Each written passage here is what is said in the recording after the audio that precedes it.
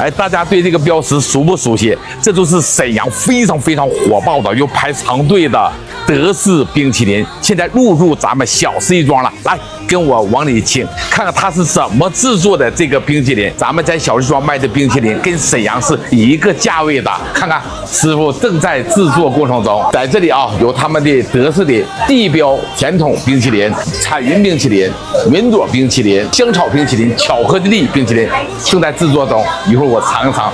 哎呦哇，这么好长啊，比我脸都长。哎，好，谢谢啊。哎呦哇，看吧，漂不漂亮？Very good。